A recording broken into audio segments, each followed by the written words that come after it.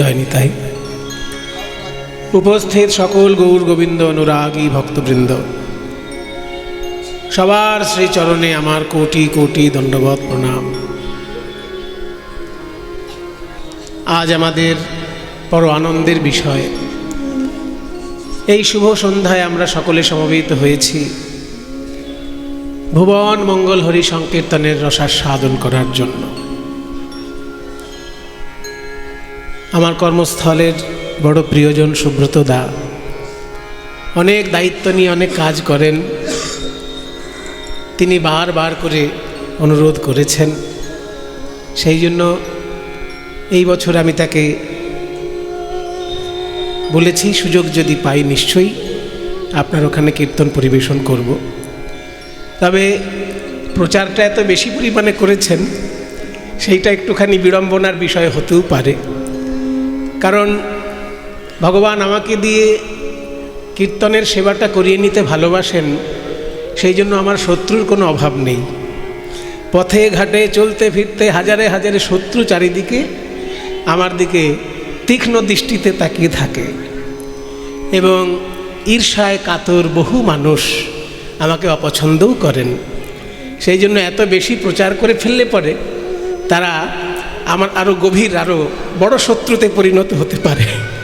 সেই জন্য দাদার কাছে বা সকলের কাছেই আমার অনুরোধ, যারা আমাকে ভালোবাসেন নিশ্চয়ই আমাকে ভালোবেসে ডাকবেন, কিন্তু বেশি প্রচার করে ফেললে পরে আমার শত্রুর সংখ্যা আরও বাড়বে। এইটুকুই আর কি বিড়ম্বনার বিষয়, আর কিছু না। তবুও কি জানেন, যারা বেশি ভালোবাসে তাদের সংখ্যাটাই বেশি। সেই জন্যই আমি খুব গর্ব করে অহংকার করে ভগবানের নাম প্রাণ ভরে গাইতে পারি যে পৃথিবীতে মন্দ লোকের থেকে ভালো লোকের সংখ্যাটা বেশি। এখনও পৃথিবীতে মন্দ লোকের থেকে ভালো লোকের সংখ্যাটা বেশি বলেই সূর্য পূর্ব দিকে উঠছে আর বাতাসের মধ্যে অক্সিজেন পাওয়া যাচ্ছে। যদি এই ভালো লোকের সংখ্যাটা বেশি না হতো তাহলে হয়তো আমরা সকলেই যতটুকু শান্তিতে আছি এই শান্তিতে থাকতে পারতাম না। যে শ্লোকটি দিয়ে আমি আজকে শুরু করলাম আমার বক্তব্য, এই শ্লোকটি আমি অনেকদিন বলিনি। অনেকদিন কেন, মানে 20-15 বছরের মধ্যে বোধহয় এই শ্লোকটি আলোচনা করা হয়নি। আমি আজকে একটু শ্লোকটি আলোচনা করতে চাইছি, কারণ শ্লোকটি আমার তো নয়, শ্লোকটির রচনা করেছেন স্বয়ং চৈতন্য মহাপ্রভু। আপনারা সবাই মহাপ্রভুকে ভালোবাসেন, কারণ মহাপ্রভুর প্রিয় সম্পদ এই কীর্তন গান। সেই কীর্তন গানকে ভালোবেসে আপনারা কত জায়গায় ছুটে যান, এখানেও ছুটে এসেছেন। মহাপ্রভুকে মনে প্রাণে ভালোবাসেন, কীর্তনকে ভালোবাসেন সেই কারণেই। কারণ কীর্তনের পিতা হচ্ছেন চৈতন্য মহাপ্রভু, কীর্তনের সৃষ্টিকর্তা চৈতন্য মহাপ্রভু। যদিও তার আগেও কীর্তন ছিল, কিন্তু কীর্তন এত পরিপূর্ণ রূপে ছিল না, এত রকমভাবে বিচিত্র রসাস্বাদনের কীর্তন ছিল না। মহাপ্রভু আসাতে কীর্তন যেন একদম তার শিখরে পৌঁছেছে, তার সমৃদ্ধির শিখরে পৌঁছেছে। যদি চৈতন্য মহাপ্রভু বাংলায় না আসতেন তাহলে কীর্তনের এত উচ্চ মান আমরা হয়তো কোনো দিন পেতাম না। ভক্তিগীতি সারা পৃথিবীতেই আছে, কোন দেশ নেই যেখানে ভক্তিগীতি নেই? সব দেশেই সব ধর্মের ভক্তিগীতি আছে, কিন্তু কীর্তনের স্থান আর এমনি ওর কোনো সাধারণ কোনো ভক্তিগীতির স্থান আকাশ পাতাল হয়ে যায়। তার কারণ অনেকগুলো কারণ আছে। কীর্তনের মধ্যে রসশাস্ত্রের বিশ্লেষণ আছে। অন্য ভক্তিগীতি গাইতে গেলে আপনাকে অত রসশাস্ত্র নিয়ে ভাবতে হয় না। ভগবানকে ভালোবাসেন, একটা গান গেয়ে দিলেন, রসশাস্ত্রের বিচার দরকার নেই। প্রভুজি তুমি চন্দন হাম পানি, এটা গাইলেই সবার মন নেচে উঠবে, কিন্তু রসশাস্ত্রের বিশ্লেষণ ওখানে কোনো কাজে আসে না। ওখানে ভগবান চন্দন, আমি হলাম জল, তিনি চন্দন আমি জল, তার মাখামাখিতে সুগন্ধ ছড়াচ্ছে, এইটাই একটা কথা দাঁড়াচ্ছে, কিন্তু রসশাস্ত্রের বিশ্লেষণ দাঁড়ালো না। মধুর রস, বাৎসল্য রস, সখ্য রস, মধুর রসের বিরহ কেমন, মিলন কেমন, বিরহ কত রকমের, ওসবের কোনো মাথা ব্যথা ওখানে দরকার নেই। কিন্তু কীর্তন গাইতে গেলে আপনাকে জানতে হবে যে পূর্বরাগ কাকে বলে, পূর্বরাগ কেন উদয় হয়, পূর্বরাগ হলে তার কি কি রূপ ফুটে ওঠে সেই নায়ক বা নায়িকার মধ্যে। এই সমস্ত কিছু না জেনে আপনি যদি কীর্তন গান করেন, হবে ভগবানের নাম গান হবে, কিন্তু রসাস্বাদন হবে না। এই রসের পরিপূর্ণতা কীর্তন গানে সম্ভব হয়েছে, সমৃদ্ধি লাভ করেছে একমাত্র প্রেমের ঠাকুর গৌর সুন্দরের জন্য। আর গৌরাঙ্গ মহাপ্রভু আমাদের জন্য বিরাট বড় সংস্কৃতি রক্ষা করে গেছেন, কিন্তু রচনাবলী রক্ষা করে যেতে পারেননি। রবীন্দ্রনাথ যেমন বিরাট বড় রচনাবলী রেখে গেছেন, বিশাল রচনাবলী রবীন্দ্রনাথের। স্বামী বিবেকানন্দের রচনাও খুব একটা কম নয়, যদিও তার ভাষণটা রচনার থেকে পরিমাণে বেশি। বিবেকানন্দের রচনা যতটা, তার থেকে বেশি পরিমাণে তার বক্তব্য, ভাষণ, সেগুলো বই আকারে এখন পাওয়া যায়। কিন্তু রবীন্দ্রনাথের রচনা বাংলা ইংরেজি সব মিলিয়ে যদি দেখেন, বিরাট ভাণ্ডার। চৈতন্য মহাপ্রভুর কিন্তু রচনাবলীর ভাণ্ডার নেই। কয়েকটা মাত্র সংস্কৃত শ্লোক পাওয়া যায়, যেগুলো চৈতন্য মহাপ্রভুর রচনা বলেই ইতিহাস স্বীকার করেছে। কারণ সেই রচনাগুলো যিনি সংরক্ষণ করেছেন, তিনি মহাপ্রভুর খুব প্রিয়জন। তার নাম রূপ গোস্বামী। রূপ গোস্বামীর একটা নেশা ছিল সুন্দর সুন্দর কবিতাকে এক জায়গায় গুছিয়ে রেখে দেওয়া। সুন্দর সুন্দর কবিতা, সেই মহাপ্রভুর জন্মের 300-400 বছর আগের কবিতাও পাওয়া যায় তার রচনায়। হ্যাঁ, মহাপ্রভুর জন্মের আগে থেকে 300-400 বছর আগের যেসব কবিতা, সেগুলোও তিনি সংরক্ষণ করেছেন। আর মহাপ্রভুর লেখা 8টি শ্লোক, সেটাও সংরক্ষণ করেছেন। সেই বইটার নাম হচ্ছে পদ্মাবলী, যে গ্রন্থের মধ্যে রূপ গোস্বামী এই সুন্দর সুন্দর কবিতাগুলোকে এক জায়গায় সংকলন করেছেন। কৃষ্ণদাস কবিরাজ আবার সেই পদ্মাবলী গ্রন্থ থেকে 8খানা শ্লোকই চৈতন্য চরিতামৃতের মধ্যে রেফারেন্স হিসেবে ব্যবহার করেছেন। তাই সাধারণ মানুষ যদি মহাপ্রভুর রচনাবলী পড়তে চায়, পদ্মাবলী গ্রন্থ তারা খুব একটা খুঁজে পাবে না, কারণ খুব বেশি পাওয়া যায় না, কখনো কখনো 2-4টে বেরোয়, বিক্রি হয়ে যায়। কিন্তু ঘরে ঘরে যেটা পাওয়া যাবে চৈতন্য চরিতামৃত। চৈতন্য চরিতামৃতের একদম শেষ অধ্যায়ে এই 8টি শ্লোক সযত্নে রক্ষা করেছেন কৃষ্ণদাস কবিরাজ গোস্বামী, এবং তার বাংলায় ভাবানুবাদ করে দিয়েছেন। এটা আরও মজার ব্যাপার, সংস্কৃত শ্লোকটার ভাবানুবাদ করে দিয়েছেন কৃষ্ণদাস কবিরাজ বাংলায়। সেই 8খানা শ্লোকের মধ্যে একটা শ্লোক আজকে আমি আপনাদের কাছে বললাম। আরেকবার বলি শ্লোকটা। না ধনং না জনং না সুন্দরিং কবিতাং বা জগদীশ কাময়ে মম জন্মনি জন্মনীশ্বরে ভবতাদ ভক্তিরহেতু কে ত্বয়ি না ধনং না জনং না সুন্দরিং কবিতাং বা জগদীশ কাময়ে মম জন্মনি জন্মনীশ্বরে ভবতাদ ভক্তিরহেতু কে ত্বয়ি ভবতাদ ভক্তিরহেতু কে ত্বয়ি ভবতাদ ভক্তিরহেতু কে ত্বয়ি ভবতাদ ভক্তিরহেতু কে ত্বয়ি ভবতাদ ভক্তিরহেতু কে ত্বয়ি মম জন্মনি জন্মনীশ্বরে ভবতাদ ভক্তিরহেতু কে ত্বয়ি ভবতাদ ভক্তিরহেতু কে ত্বয়ি ভবতাদ ভক্তিরহেতু কে ত্বয়ি। আপনারা শুনলেন, এবার বাড়িতে গিয়ে চৈতন্য চরিতামৃত খুলে মুখস্থ করে নেবেন। এইটা আপনাদের বাড়ির কাজ দেওয়া থাকলো। পরের আসরে যদি দেখা হয় আমাকে শুনিয়ে দেবেন মুখস্থ। তা নাহলে শুধু আসেন আর একটা পালা ঝালাপালা শুনে বাড়িতে চলে যান, এগুলো চলবে না। বাড়ির কাজ দেওয়া থাকলো এটা আপনাদেরকে। কারণ আমি তো বীরভূম ছেড়ে এখনই পালাচ্ছি না, যখন মনে হবে পালাবো, কিন্তু যতক্ষণ না পালাচ্ছি আপনাদেরকে আমি পড়া ধরবো। একটা পড়া ধরে দিলাম, একটা পড়া দিয়ে দিলাম আপনাদেরকে। মহাপ্রভুর লেখা শ্লোক, কাজে আপনারা মুখস্থ করতে বাধ্য। যদি বলতাম আমার লেখা শ্লোক, ও কারোর গায়ে লাগতো, মুখস্থ কিসের করতো, কেন করতে যাব, কোথাকার সুমন, কেন মুখস্থ করব। কিন্তু মহাপ্রভুকে তার বলতে পারবেন না কোথাকার মহাপ্রভু। আপনাদের প্রাণের ধন মহাপ্রভু, কে যেন তার লেখা শ্লোক আমি শুধু সুরে তালে একটু পরিবেশন করলাম, মুখস্থ করার দায়িত্ব আপনাদের রইল। এবার ব্যাখ্যা করি। মহাপ্রভু কৃষ্ণকে উদ্দেশ্য করে বলছেন যে আমি তোমার কাছে কি কি চাই না আর কি কি চাই।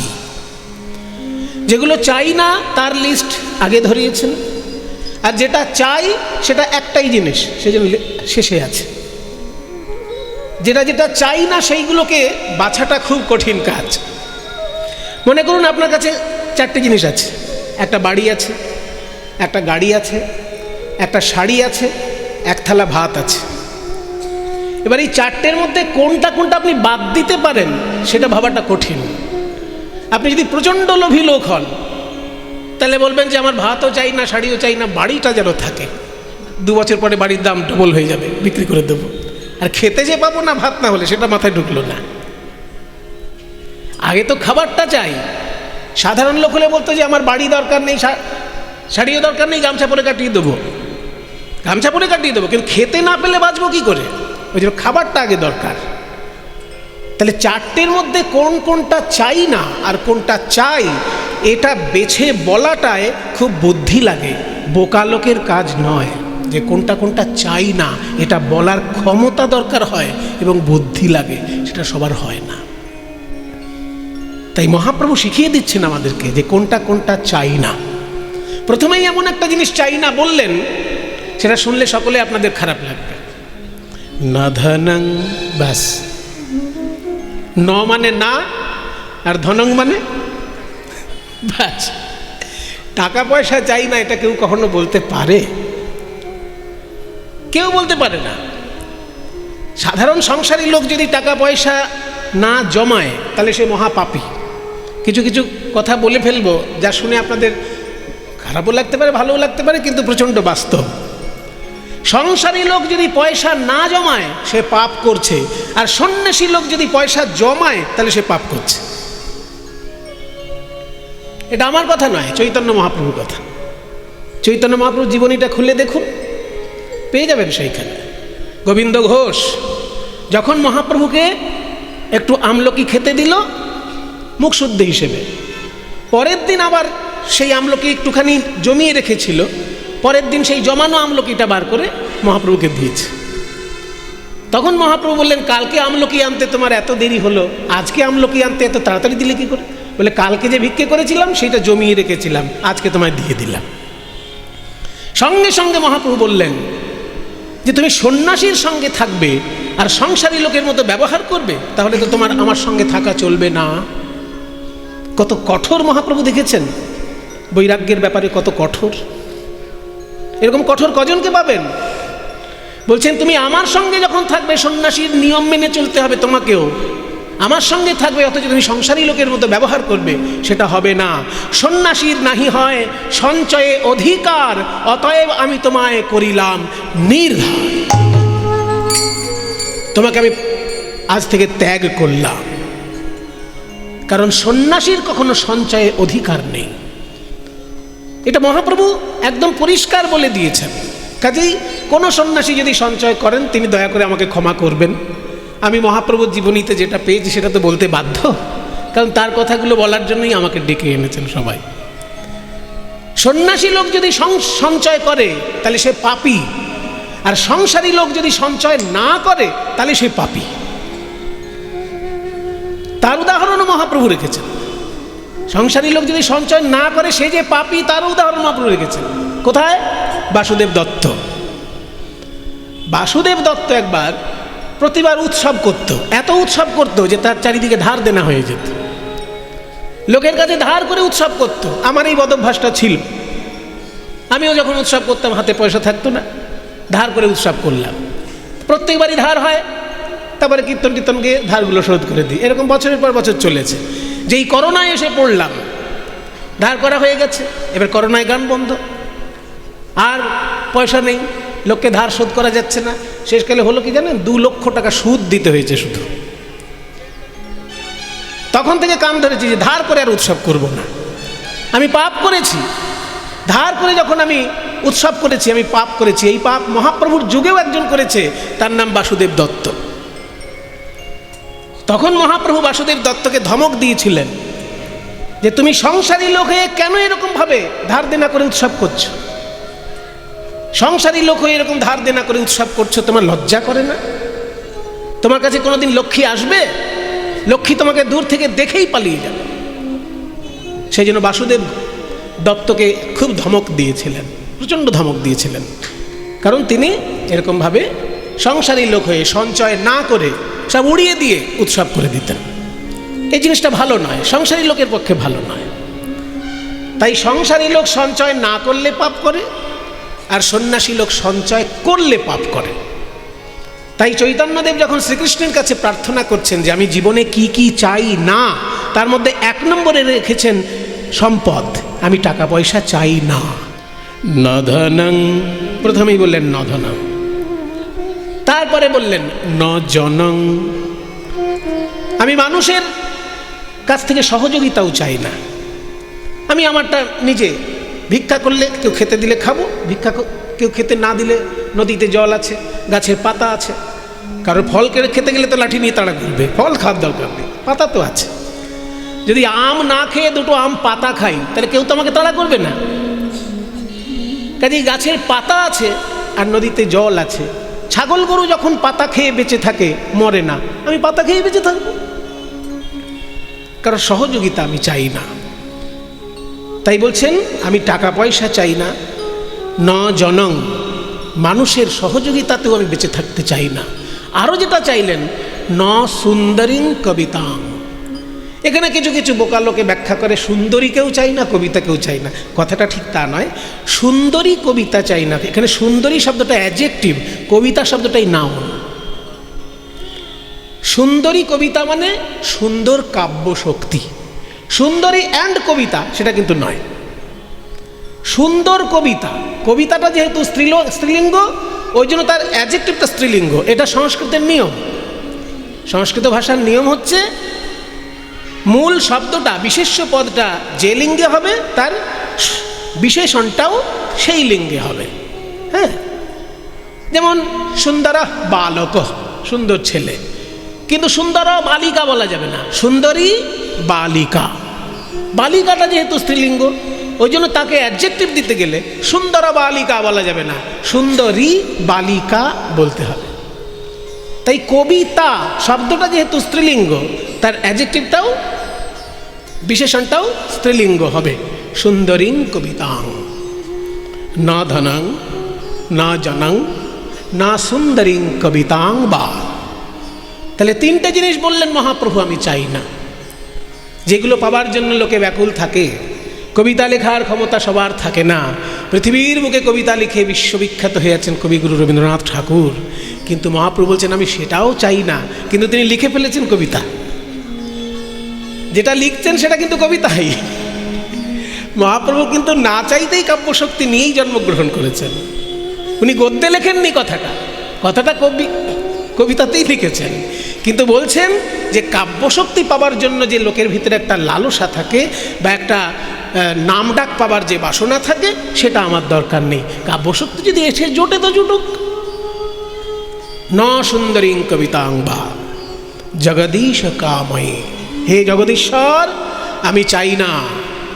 ন কাময়ে, নগুলো আগে আছে, কাময়ে মানে কামনা করি, নগুলো আগে, কামনা করি না।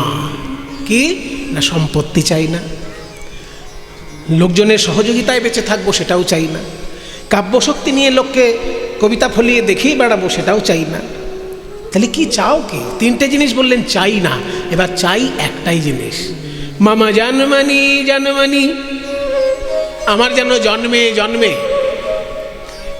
ঈশ্বরে ত্বয়ি, হে ঈশ্বর তোমাতে যেন আমার জন্মে জন্মে ভবতাৎ ভক্তি, ভক্তি যেন থাকে। ভবতাৎ মানে হোক, হয় যেন, ভবতাৎ যেন হয় ভক্তি। জন্মে জন্মে তোমার চরণে যেন আমার ভক্তি হয়, ভক্তি থাকে। ভক্তিটা কেমন? অহৈতুকী। এইখানে আর একটা মজা দিয়ে দিয়েছে। সাধারণ কথা বললেন না, ভক্তি চাই জন্মে জন্মে, তা বলল না, বললেন অহৈতুকী ভক্তি চাই, যে ভক্তির ভেতরে কোনো কারণ থাকবে না। অহৈতুকী মানে হেতু যেখানে থাকবে না। আমরা সবসময় বলি না যে হে মা, মা তারা, আমার ছেলের যদি চাকরি হয়ে যায় জোড়া পাঁটা দেবো মা, বলি। তাহলে এখানে যে জোড়া পাঁটা দিয়ে মা তারার কাছে আমি মানত করলাম, অত্যন্ত ভক্তি আমার, তাই কি না? ছেলের যাতে চাকরি হয় সেই জন্য। তাহলে কারণ থাকলো ভক্তির। অনেকে কীর্তনও করান কোনো একটা কামনা বাসনা নেই, যে আমার কারোর হয়তো রোগ হয়েছে, এই রোগ থেকে যেন মুক্ত হয়ে যায়, ঠাকুর কীর্তন করাবো, হয় অনেক সময়। কিন্তু এই কামনা বাসনাকে কেন্দ্র করে যে ভক্তি, সে ভক্তি মহাপ্রভু বলছেন আমি চাই না। যে চাই চাক, আমি চাই না। অহৈতুকী ভক্তি মানে হেতুহীন ভক্তি।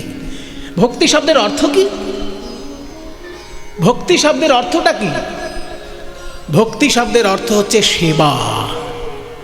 ভজ ধাতু থেকে ভক্তি এসেছে। ভজন আর ভক্তি দুটো শব্দই একই শব্দ।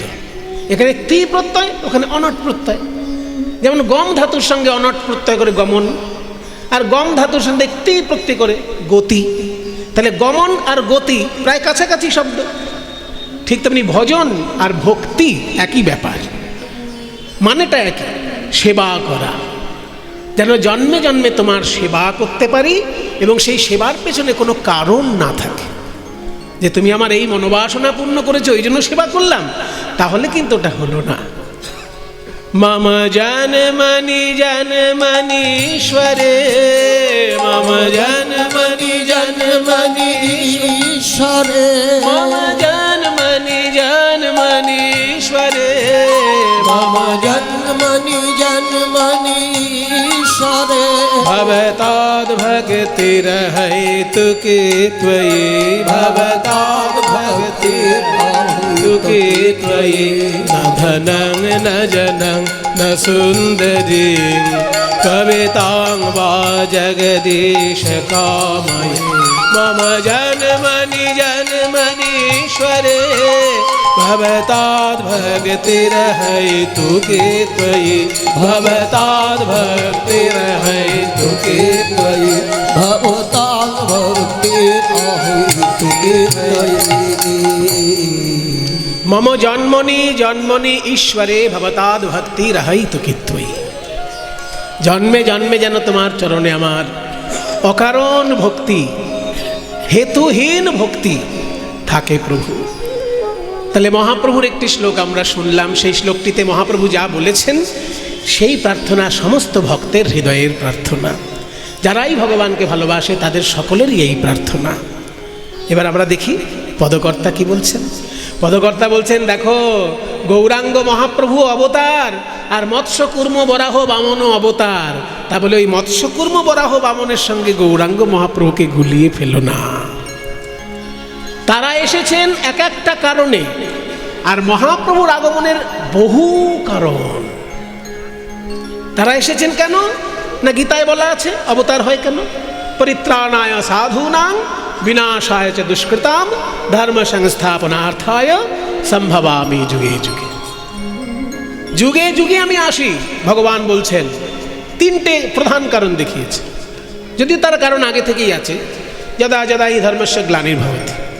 প্রথম কারণ হচ্ছে যখন যখনই ধর্মে গ্লানি এসে জমে যাবে, ভগবানের নিজের তৈরি ধর্ম, আর সেই ধর্মে যখন গ্লানি প্রবেশ করে, জুয়াচুরি ঠকবাজি যখন প্রবেশ করে, ধর্ম নিয়ে যখন মানুষের ক্ষতির কারণ হয়, তখন ভগবান নিজে নেমে আসেন সঠিক ধর্মকে রক্ষা করার জন্য। তাই বলছে ধর্মে যখন গ্লানি আসে তখন আমি আসি। অভ্যুত্থানম অধর্মস্য, যখন অধর্মের অভ্যুত্থান হয় তখন আমি আসি। পরিত্রাণায় সাধুনাম, সাধুদেরকে রক্ষা করার জন্য আমি আসি। বিনাশায় চ দুষ্কৃতাম, দুষ্কৃতীদেরকে বিনাশ করার জন্য আমি আসি। এবং ধর্ম সংস্থাপনার্থায়, ধর্মকে পরিষ্কার পরিচ্ছন্ন করে প্রতিষ্ঠা করার জন্য আমি আসি। এই পাঁচটা কারণ ভগবান দেখিয়েছেন কেন অবতার আসে। তা সেই একই কারণে কিন্তু মৎস্য কূর্ম বরাহ বামন নৃসিংহ সব অবতার, কারণ ওইগুলোই। কিন্তু চৈতন্যদেবের যে আগমন, তাতে শুধুমাত্র ধর্ম রক্ষা, দুষ্কৃতি দমন আর সাধু রক্ষা তা নয়, সাধুর পরিত্রাণ শুধু তাই নয়। সেখানে কি ঘটল না যে বিশুদ্ধ প্রেম গোলকের ভাণ্ডারে থাকে, যা মানুষের ধরাছোঁয়ার বাইরে ছিল, সেই গোলকের প্রেম এসে মহাপ্রভু জনে জনে বিতরণ করে দিলেন। তাই অন্য 5টা অবতারের সঙ্গে মহাপ্রভুকে গুলিয়ে ফেললে চলবে না। পদকর্তা বলছেন, বড় অবতার ভাই, বড় অবতার, এই যে পতিতেরে বিলাওল প্রেমের ভাণ্ডার। গৌর অবতারের কথা বলছে, গৌরাঙ্গের অরুণার কথা কহিবারে নারী, সংকীর্তন মাঝে নাচে কুলের বৌহারি। মহিলাদেরকে সম্মান দেওয়া, এটা বড় বড় ধর্মের মধ্যে খুব বেশি দেখা যায় না। আপনি দেখুন অন্যান্য ধর্মের ক্ষেত্রে আমরা দেখতে পাই যে নারীদের সম্মান খুব বেশি কিন্তু নেই। 3টে প্রধান ধর্ম তো, মূলত 4-5টাই প্রধান ধর্ম আছে। পৃথিবীতে সব থেকে বেশি সংখ্যায় কোন ধর্মের লোক বাস করে? খ্রিস্টান। পৃথিবীতে খ্রিস্টান ধর্মের লোক সব থেকে বেশি। তার কারণ কি? তার কারণ হচ্ছে ইউরোপিয়ানরা যেখানেই গিয়ে দেশ দখল করেছে, সঙ্গে সঙ্গে খ্রিস্টান ধর্ম প্রচার করে দিয়েছে। তা নাহলে আফ্রিকার ওই জঙ্গলে কে চিনবে যীশু খ্রিস্টকে বলুন? আফ্রিকার যে জঙ্গলে মানুষ জীবনে সংস্কৃতির মানে সভ্যতার আলো জীবনে যারা দেখেনি, তারা কি করে যীশু খ্রিস্টকে চিনবে? যীশু খ্রিস্টকে চিনতে গেলে তো একটু ইংরেজি পড়তে হবে, একটু বাইবেল পড়তে হবে। কাজেই ইউরোপিয়ানরা যেখানেই দেশ দখল করেছে, সে আফ্রিকার দেশ হোক আর আমেরিকার দেশ হোক, আফ্রিকা আর আমেরিকা যেখানেই দখল করেছে ইউরোপিয়ানরা, সঙ্গে সঙ্গে বড় বড় খ্রিস্টান সাধুদেরকে নিয়ে গেছে, বলে ধর্ম প্রচারের দায়িত্ব আপনাদের আর ব্যবসা করার দায়িত্ব আমাদের। 2 ধরনের ইউরোপিয়ান সারা পৃথিবীতে দেশ দখল করেছে। যেখানেই তারা গেছে দেশ দখল করতে, একটা করে চার্চ বানিয়েছে আর ধর্ম দিয়ে মানুষগুলোকে তাদের যে পূর্বপুরুষের প্রাচীন ধর্ম ছিল সব ভুলিয়ে টুলিয়ে দিয়ে খ্রিস্টান ধর্ম প্রচার সারা পৃথিবীতে। ওই জন্য সারা পৃথিবীতে খ্রিস্টান ধর্মের সংখ্যা সব থেকে বেশি। এর কারণ ইউরোপিয়ানদের দখলদারি। তারপরেই সংখ্যায় যারা বেশি আছে সেটা হচ্ছে মুসলমান ধর্ম। তাদেরও ব্যাপারটা প্রায় কাছাকাছি। তারা যেখানেই দেশ দখল করেছে সেইখানেই ধর্মান্তরিত করেছে লক্ষ লক্ষ মানুষকে। কাজে খ্রিস্টানরা যেভাবে পৃথিবীতে ধর্ম ছড়িয়েছে, ইসলাম ধর্মের রাজারাও ঠিক একইভাবে পৃথিবীতে ধর্ম ছড়িয়েছে। বৌদ্ধ ধর্ম প্রায় তাই। কারণ বুদ্ধ যখন ছিলেন বা তারপরে তার প্রভাবে যখন ওই উড়িষ্যার যে বিরাট যুদ্ধ হয়েছিল, রাজা অশোক নিজের ছেলেকে দিয়ে বিদেশে ধর্ম প্রচার করেছেন, নিজের মেয়েকে দিয়ে বিদেশে বৌদ্ধ ধর্ম প্রচার করেছেন। কাজেই রাজারা যেখানে যেখানে পেরেছে ধর্ম প্রচার করেছে। তার প্রধান 3টে ধর্মই রাজাদের দ্বারা প্রচারিত।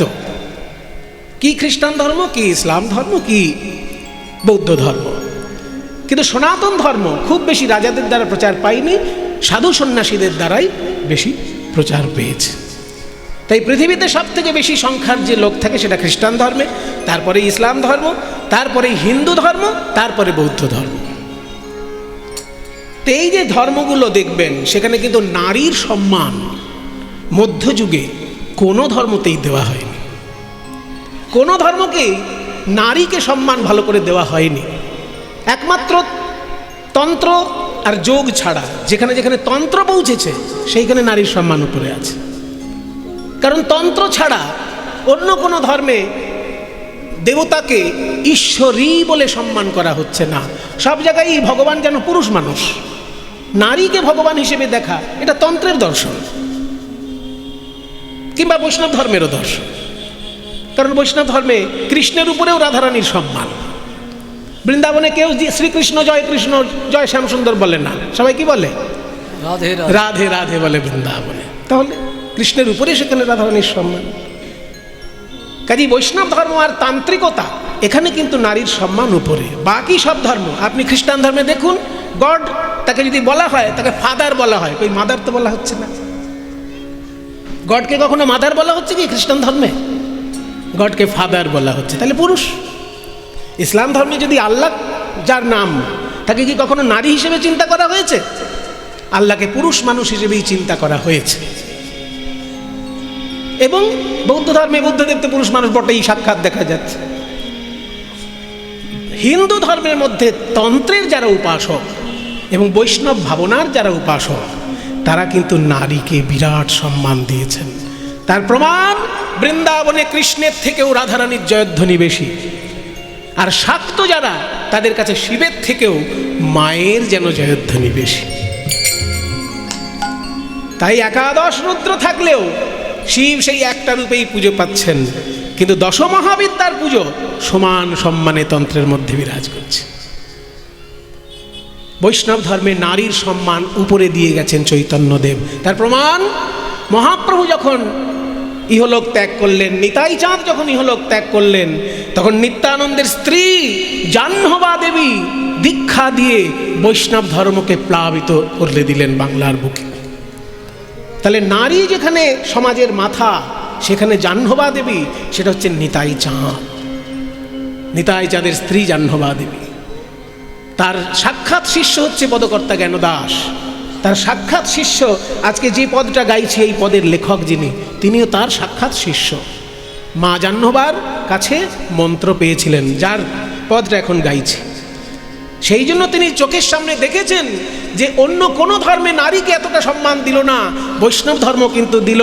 কারণ নিত্যানন্দের আসনে মা জাহ্নবা বসে সকলকে দীক্ষা দিচ্ছেন, মানুষকে ভক্তিপথের অনুরাগী করছেন। এই কত বড় অবদান! রবীন্দ্রনাথের জীবনীতেও দেখবেন, রবীন্দ্রনাথের বাড়ির ভিতরে নারীদেরকে যারা পড়াশোনা, আচ্ছা, উনি বলছেন যে ভক্তি আগে না মুক্তি আগে, কোনটা বড়, সেটা নিয়ে আলোচনা করতে বলছেন। ঠিক আছে, আমি সংক্ষেপে বলবো। ভক্তি মানে সেবা, আর মুক্তি মানে নিবৃত্তি। তাহলে কোনটা ভালো? যেটা আপনি ভালো মনে করবেন সেটাই ভালো। আপনি যদি মনে করেন যে না, আমি সেবা করব না, কোনো বন্ধনের মধ্যে থাকবো না, তাহলে আপনার কাছে মুক্তিটাই শ্রেষ্ঠ হবে। কিন্তু আপনি যদি রবীন্দ্রনাথের মতন বলেন যে না, সমস্ত কিছু ভুলে গিয়ে শুধুমাত্র মুক্তি সাধনা আমার সাধনা নয়, আমি সমস্ত কর্মের মধ্যে দিয়েই মুক্তি পেতে চাই, তাহলে আপনার ভক্তি দরকার। কারণ ভক্তি ছাড়া আপনি তো সেবার মাধ্যমে ভগবানের কাছে এগোতে পারবেন না। তাই ভক্তি বলে সেবার মাধ্যমে ভগবানের কাছে এগিয়ে যাওয়া। আর যোগ বা বেদান্ত দর্শন বলে যে শুধু ব্রহ্ম চিন্তার মধ্যে দিয়ে ব্রহ্মের সঙ্গে বিলীন হওয়া। দুটো এক নয়, দুটোই দুটোর মতন শ্রেষ্ঠ। যে যে ভাবের ভাবুক সে সেই পথে এগিয়ে যেতে পারে। হরে কৃষ্ণ। সুধী ভক্তমণ্ডলী, অত্যন্ত আনন্দের সঙ্গে জানাই যে পশ্চিমবঙ্গ সরকারের স্টেট রুরাল ডেভেলপমেন্ট অথরিটির চেয়ারম্যান মাননীয় শ্রী অনুব্রত মণ্ডল মহাশয় আমাদের মধ্যে উপস্থিত হয়েছেন। আপনারা একটু ধৈর্য ধরে বসুন, আমরা এখন সম্প্রদায়কে বরণ করে নেব।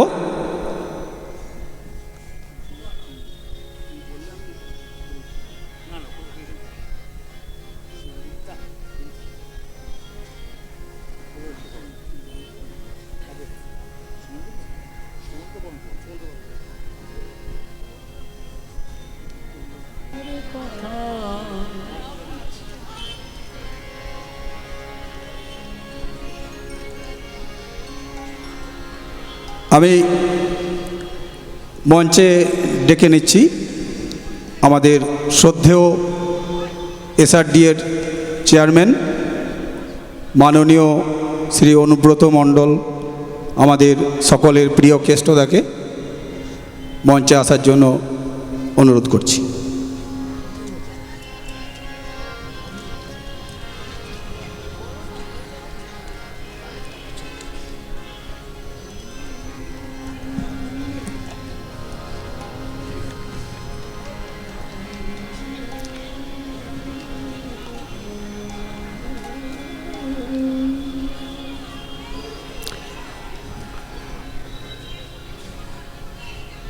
শাল দিয়ে অভিবাদন জানাচ্ছেন মাননীয় এসআরডিএ চেয়ারম্যান অনুব্রত মণ্ডল মহাশয়।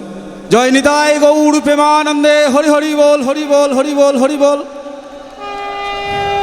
এখন আমাদের দুর্গাপুজো কমিটির পক্ষ থেকে সাধারণ সম্পাদক আমাদের অনুব্রতদাকে উত্তরীয় শাল দিয়ে বরণ করছেন। জয় নিতাই গৌর প্রেমানন্দে, হরি হরি বল, হরি বল, হরি বল।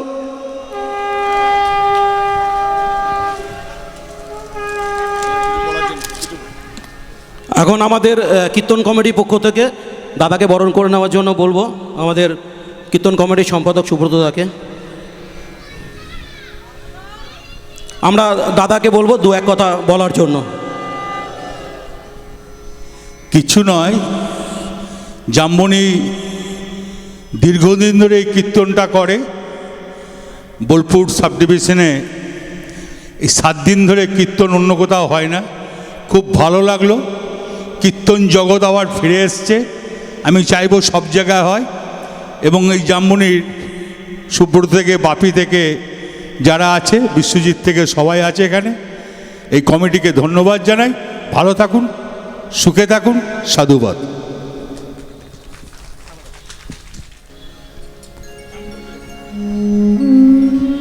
আমরা এখন সম্প্রদায়কে মালা চন্দন দিয়ে বরণ করে নেব। চন্দন পরিয়ে দিচ্ছেন, চন্দনের ফোঁটা শ্রী বাদল হাজরা।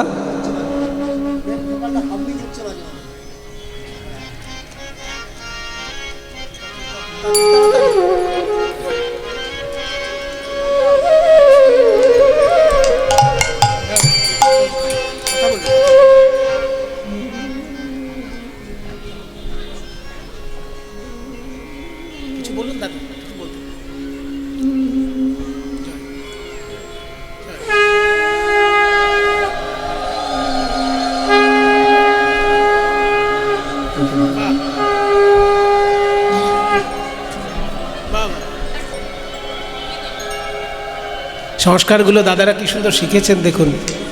কীর্তনের জগতে কিন্তু বরণ আগে খোলকে করতে হয়, ওই জন্য মালাটা যখন সবারই এটা শিক্ষা। যেখানে যেখানে কীর্তন করান আপনারা এগুলো দেখে রাখুন। কীর্তনিয়াকেই আগে মালা পরিয়ে দিলেন, এটা হয় না। আগে শ্রীখোলের সম্মান, হ্যাঁ, তার জন্য আগে ডান দিকের খোল বাঁ দিকের খোল দেওয়া হলো, তারপর সবাইকে।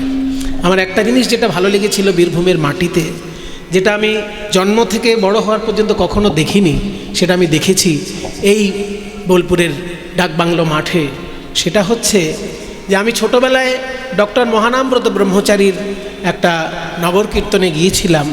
সেখানে 1000 শ্রীখোলের একটা নগর কীর্তন দেখেছিলাম।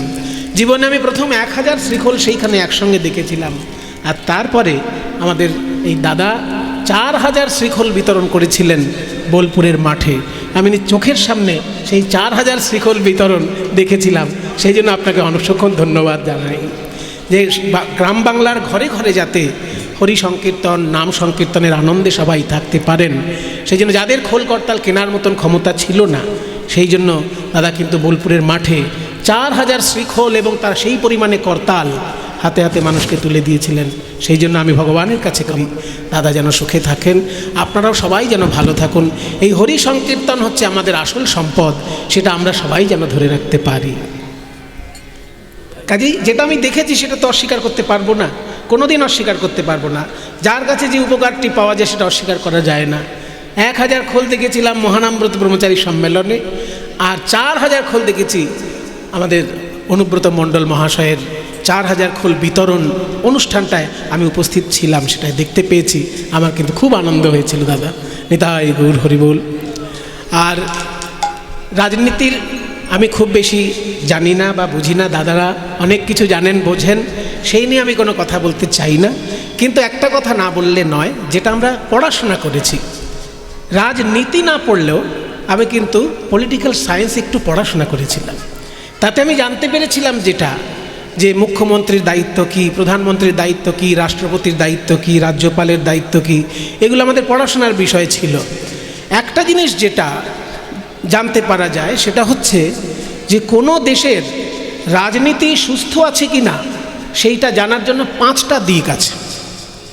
সেই দেশের অর্থ ব্যবস্থাটা ভালো কিনা, সেই দেশের শিক্ষা ব্যবস্থাটা ভালো কিনা, সেই দেশের স্বাস্থ্য ব্যবস্থাটা ভালো কিনা, সেই দেশের কৃষিকর্মটা ভালো কিনা, আর সেই দেশের শিল্প বাণিজ্যটা ভালো কিনা। এই 5টা দিক যদি সুন্দরভাবে থাকে কোনো দেশে, তাহলে সেই দেশ কিন্তু সেই দেশের রাজনীতি সুস্থ আছে। আমরা সবাই ভগবানের কাছে প্রার্থনা করি আমাদের বাংলা তথা আমাদের ভারতবর্ষে এই 5টা জিনিস যেন পরিপূর্ণরূপে আমরা আমাদের জীবনে দেখে যেতে পারি। সেটা হচ্ছে শিক্ষা ব্যবস্থা খুব সুন্দর যেন হয়, আমাদের স্বাস্থ্য যেন ব্যবস্থা যেন খুব ভালো হয়, আমাদের কৃষিকর্ম যেন ভালো হয়, শিল্প বাণিজ্য যেন ভালো হয়। এই 5টা বিষয় আমাদের যেখানে ভালো থাকে, আর অর্থ ব্যবস্থা, এই 5টি জিনিস ভালো হলেই আমাদের দেশ সোনায় পরিপূর্ণ হয়ে যাবে। নিতাই গৌর প্রেমানন্দে হরি বল হরি বল। হ্যাঁ দাদা, ভালো থাকুন।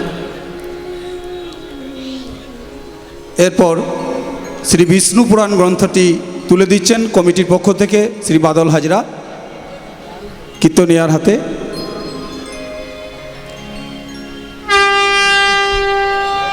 জয় নিতাই গৌর প্রেমানন্দে, হরি হরি বল, হরি বল, হরি বল, হরি বল।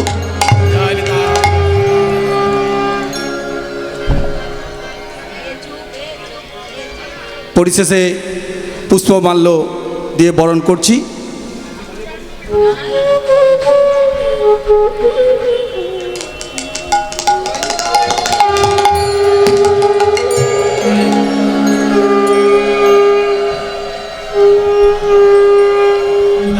দাদা না না, আপনি